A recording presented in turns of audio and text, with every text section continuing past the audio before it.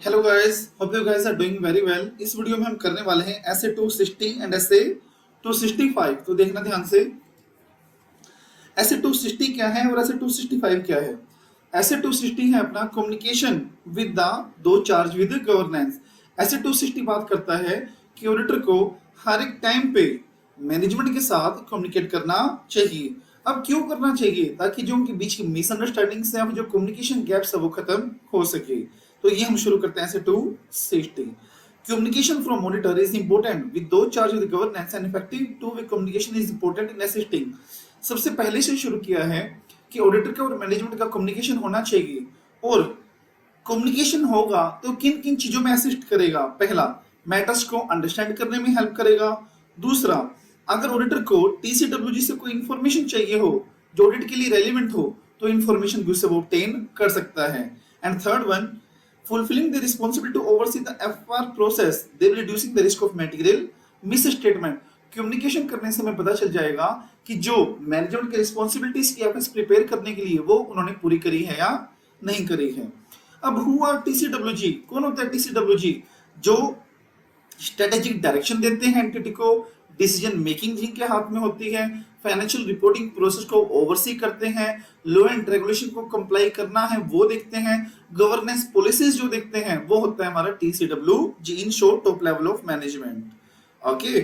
और इस केसेस में ऑडिटर डिस्कस करेगा engagement party the relevant person to whom the communicate. अब वो पार्टीज के साथ डिस्कस करेगा, मतलब उन्होंने एक ऑडिट एक्सेप्ट करी, एक्सेप्ट करने के टाइम पे वो ये भी डिस्कस करेंगे कि हमें किस किस के साथ कम्युनिकेट करना है। स्कोप ऑफ 260, 260 क्या बोलता है? Auditor's responsibility to communicate okay with the those charge with governance.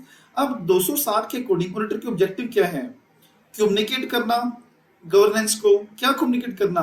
What are their responsibilities? Auditor की क्या रिस्पॉन्सिबिलिटी है? वो उनको कम्युनिकेट करना, उनसे इंफॉर्मेशन ऑब्टेन करना। टू प्रोवाइड टाइमली ऑब्जर्वेशन, मतलब मैं ऑडिट कर रहा हूं, 3 महीने हो गए, तो मुझे कम्युनिकेट सामने वाले को करना पड़ेगा कि 3 महीने में क्या ऑब्जर्वेशन मैंने निकाली है।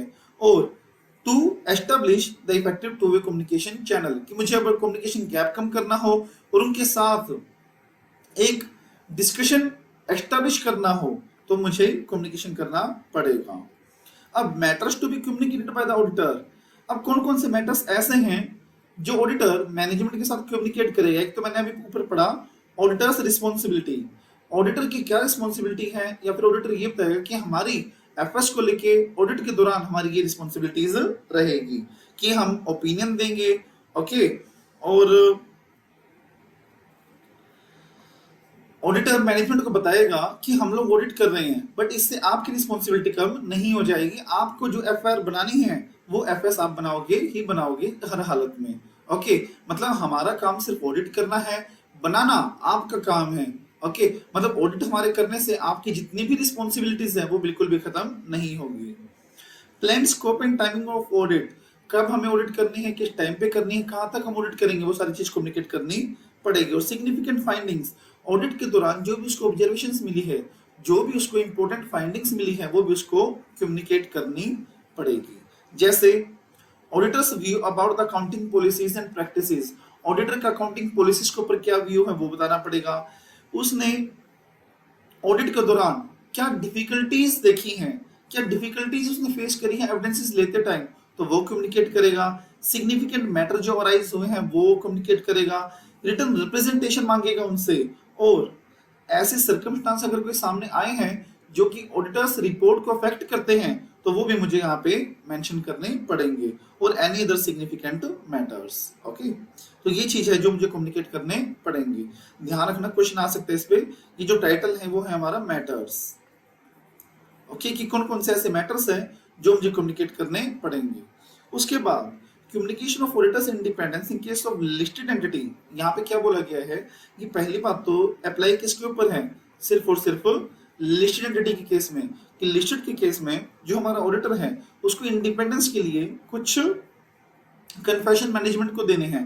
क्या कन्फेशन मैनेजमेंट को देने हैं वो मैं आपको भी बताऊंगा। पहला क्या? Statement that engagement team others in the firm age appropriate and complied with the ethical requirement.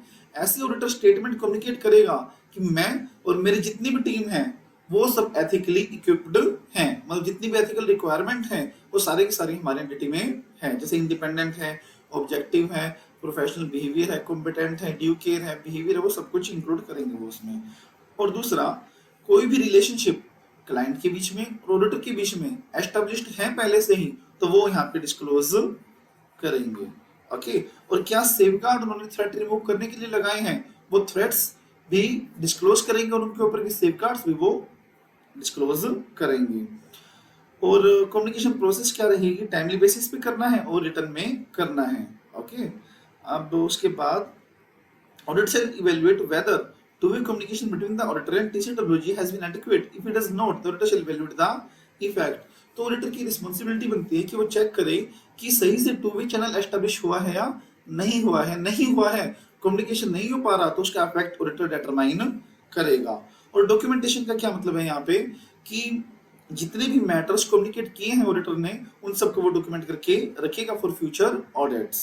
Okay, अब आता है हमारा 260, हमारा सिर्फ इतना ही था। अब आता है 265, कुछ में फर्क नहीं है। ऊपर था कम्युनिकेशन हर एक मैटर, यहाँ पे है डेफिशिएंसी कम्युनिकेट करनी है। अगर मुझे इंटरनल कंट्रोल में कुछ इंपॉर्टेंट डेफिशिएंसीज मिली हैं तो वो मुझे कम्युनिकेट करनी पड़ेगी, वो मेरा बोलता है 265। ओके, अब यहाँ पे 265 में प्रायरली क्या बात करी गई है कि हर एक ऑडिटर की रिस्पॉन्सिबिलिटी बनती है कि वो इंटरनल कंट्रोल को चेक करे और उसमें कोई भी अगर उनको डेफिशिएंसी मिली है तो डेफिशिएंसी को सामने वालों को कम्युनिकेट करे। अब डेफिशिएंसीज क्या होती हैं, दो तरह की बच्चों डेफिशिएंसी होती है। पहला क्या, जो कंट्रोल मैनेजमेंट ने लगाए हुए हैं वो इतने इनइफेक्टिव हैं कि वो मिस स्टेटमेंट को ना प्रिवेंट कर पा रहे, ना डिटेक्ट कर पा रहे, ना टाइमली करेक्ट कर पा रहे हैं। और दूसरा, जो कंट्रोल नेसेसरी है मिस स्टेटमेंट को फाइंड आउट करने के लिए, वो कंट्रोल हमारे मिसिंग है, मतलब वो कंट्रोल ही नहीं लगाए हुए। ओके, तो उसको बोलते हैं डेफिशिएंसी। सिग्निफिकेंट डेफिशिएंसी किसको बोलते हैं, सिग्निफिकेंट डेफिशिएंसी उसको बोलते हैं बच्चों कि ऑडिटर की नजर में, ऑडिटर की जजमेंट से वो मैटर्स जो सामने वाले की नजरों में आने चाहिए, merit the attention of TCWG, मतलब ऑडिटर को लग रहा है कि ऐसे मैटर्स हैं कि वो उनको पता होने चाहिए, तो वो उसकी नजरों में क्या कहलाएंगे, सिग्निफिकेंट। ओके, अब डेफिशिएंसी तो हजारों होती हैं। अब कौन सी डेफिशिएंसी हमारी सिग्निफिकेंट होंगी, कौन सी डेफिशिएंसी हमारी सिग्निफिकेंट नहीं होंगी, वो किन किन मैटर से पता चलता है। तो यहाँ पे हम कौन से मैटर्स पढ़ेंगे, इन मैटर्स को देख के मुझे पता चलेगा कि जो डेफिशिएंसी अराइज हुई है वो सिग्निफिकेंट है, सिग्निफिकेंट नहीं है। अपना टाइटल क्या बना इसका, what are the factor affecting the significance of a deficiency, मतलब डेफिशिएंसी को सिग्निफिकेंट क्या क्या मैटर्स बनाएंगे। पहला, लाइकलीहुड ऑफ डेफिशिएंसीज, उसके होने के चांसेस कितने हैं, ज्यादा हैं तो सिग्निफिकेंट होगी। ससेप्टिबिलिटी टू लॉस और फ्रॉड, उससे नुकसान कितना हो रहा है, अगर नुकसान ज्यादा हो रहा है, फ्रॉड होने के चांसेस ज्यादा हैं, तो नो डाउट वो हमारे लिए सिग्निफिकेंट मानी जाएगी। कॉम्प्लेक्स कितनी है, ओके, फाइनेंशियल स्टेटमेंट के कितने हिस्से उससे एक्सपोज हुए हैं, कहां कहां उसने इफेक्ट डाला है, अगर परवेसिव नेचर की है तो नो डाउट वो सिग्निफिकेंट मानी जाएगी। वॉल्यूम ऑफ एक्टिविटी, क्वांटिटी कितनी हुई है उनकी। इंपॉर्टेंस ऑफ कंट्रोल, अगर कंट्रोल की फॉर्म में वो डेफिशिएंसी मेरे सामने आई है तो वो कंट्रोल कितने इंपॉर्टेंट थे जिनके ऊपर वो डेफिशिएंसी आई है। जैसे फ्रॉड वाले कंट्रोल हो गए, पॉलिसीज वाले कंट्रोल हो गए, रिलेटेड पार्टी वाले कंट्रोल हो गए। Okay, outside the usual course of nature वाले कंट्रोल्स हो गए। तो ये कंट्रोल हमारे इंपॉर्टेंट माने जाते हैं, और अगर इनमें डेफिशिएंसी आई है तो वो हमेशा ही सिग्निफिकेंट मानी जाएगी। Okay, and cause and frequency, कितनी जल्दी जल्दी हो रही है वो, उसके इंटरवल कितना है, मतलब एक डेफिशिएंसी आज हुई, एक मिसस्टेटमेंट आज हुई और कल भी हो गई और परसों भी हो गई, मतलब इतनी तुरंत हो रही है वो, इतनी जल्दी हो रही है, तो वो हमेशा मेरे लिए सिग्निफिकेंट मानी जाएगी। And interaction between the other deficiencies, मतलब आपस में उनका इंटरेक्शन कैसा है, और इंटरेक्शन करके अगर उनका परवेसिव इफेक्ट हो तो नो डाउट मेरे लिए सिग्निफिकेंट मानी जाएगी। ओके बच्चों, उसके बाद example of indicator of significant deficiency. बात सुनो बच्चों को, कंफ्यूजन है इस टॉपिक में।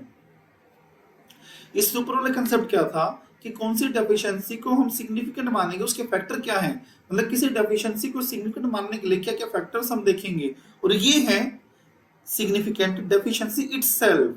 मतलब ये वो एग्जांपल्स हैं, इनको हम सिग्निफिकेंट डेफिशिएंसी हमेशा बोलेंगे, देखेंगे नहीं, कुछ भी फैक्टर नहीं देखेंगे, इनमें से कोई भी मेरे सामने आई तो मैं आंख बंद करके कह दूंगा कि these are the significant deficiencies. तो एग्जांपल ऑफ सिग्निफिकेंट डेफिशिएंसी, पहला ineffective control environment.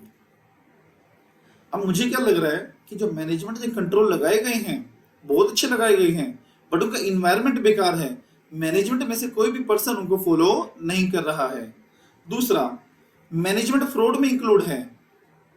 Third one, management failure to implement remedial action, मतलब जो इंप्रूवमेंट मैंने बताया मैनेजमेंट उनको रेमेडियल एक्शन नहीं ले रही, उनका सोल्यूशन नहीं कर रही है, तो मुझे टॉप लेवल को बताना पड़ेगा। उसके बाद रिस्क असेसमेंट प्रोसेस एब्सेंस, मतलब जो रिस्क असेसमेंट प्रोसेस एंटिटी में होनी चाहिए वो है ही नहीं। ओके है, पर क्या है, इनइफेक्टिव है, तो वो भी हमारे लिए ऑलवेज सिग्निफिकेंट माना जाएगा।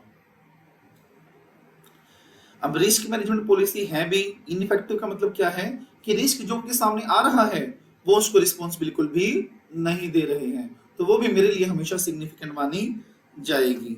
ओके, और क्या है, इंटरनल कंट्रोल हमारा इनइफेक्टिव है। ओके, जो मिस स्टेटमेंट ऑडिटर ने डिटेक्ट की है वो इंटरनल कंट्रोल ने डिटेक्ट करनी चाहिए थी, बट इंटरनल कंट्रोल क्या है, ineffective. Ineffective internal control always a significant deficiency. And disclosure, मतलब अगर फ्रॉड की डिस्क्लोजर है और फ्रॉड का डिस्क्लोजर होना चाहिए और मैनेजमेंट ने वो डिस्क्लोजर नहीं कर रखा, तो डिस्क्लोजर मेरे लिए हमेशा इंपॉर्टेंट माना जाएगा। और अब हमने ऊपर भी पढ़ा था कि टीसीडब्ल्यूजी ओवरसी करती है एफएस प्रोसेस को। ओके, तो यहाँ पे अगर मेरे पास ऐसा एविडेंस आया है कि मैनेजमेंट एफआर प्रोसेस को फॉलो नहीं कर रही है, मतलब वो देख ही नहीं रही है कि मैनेजमेंट किस तरह से अकाउंट्स बना रहे हैं, तो वो भी हमारी डेफिशिएंसी मानी जाएगी और वो मुझे कम्युनिकेट करना पड़ेगा। ओके, ये थे हमारे, देखो दो टॉपिक हमने पढ़े हैं अभी। पहला टॉपिक हमने पढ़ा कि डेफिशिएंसी को सिग्निफिकेंट बनाने के लिए क्या क्या फैक्टर्स प्रेजेंट होने चाहिए, और दूसरा सिग्निफिकेंट डेफिशिएंसी किसको बोलते हैं। और सिग्निफिकेंट डेफिशिएंसी को पता लगाना अल्टीमेटली ऑडिटर के ऊपर है, ऑडिटर अपनी जजमेंट लगा के डिसाइड करेगा कि कौन सी डेफिशिएंसी मतलब सिग्निफिकेंट है, कौन सी डेफिशिएंसी सिग्निफिकेंट नहीं है। ओके, उसके बाद कम्युनिकेशन, आरटीपी का क्वेश्चन नहीं है, पहली बात ये। ओके, ये दोनों आरटीपी का भी और एमटीपी का भी, एमटीपी सीरीज 2 का क्वेश्चन नहीं है, ध्यान देना सभी। अब ऑडिटर राइटिंग में कम्युनिकेट करेगा कि कौन कौन से डेफिशिएंसी उसकी नजरों में सिग्निफिकेंट है, राइटिंग में करेगा significant deficiency and other deficiency, सिर्फ डेफिशिएंसी कम्युनिकेट कर देगा, बस इतना ही। एमटीपी के सीरीज 2 के क्वेश्चन में क्या बोला हुआ है कि जो ऑडिटर है वो कम्युनिकेट करेगा, बस उसकी रिस्पॉन्सिबिलिटी पूरी, बट गलत है ये, सिर्फ उसको डिस्क्रिप्शन ही नहीं देना, उसको उसका अफेक्ट भी बताना है, मतलब सफिशिएंट इंफॉर्मेशन उसको देनी है कि सामने वाले को पता चल जाए कि किस तरह से डेफिशिएंसी और क्या क्या उसके इफेक्ट हो सकते हैं। और ये चीज एक्सप्लेन करेगा ऑडिटर कि पर्पस ओपिनियन देना है उसका, उन्होंने कंसिडरेशन कर ली है इंटरनल कंट्रोल की सारी, और जो मैटर रिपोर्ट किए गए हैं वो सबसे ज्यादा इंपॉर्टेंट है ऑडिटर की नजरों में, इसलिए उसने वो सिग्निफिकेंट फाइंड आउट किए हैं। तो ये था हमारा ऐसे 265 एंड 260। इसमें कोई डाउट होता मुझे टेलीग्राम में व्हाट्सएप कर सकते हो। सो टाइम थोड़ा सा कम रह गया है। ओके, तो पढ़ाई पे जाना चाहिए आपका सारा time. Okay, so bye bye, have a nice day.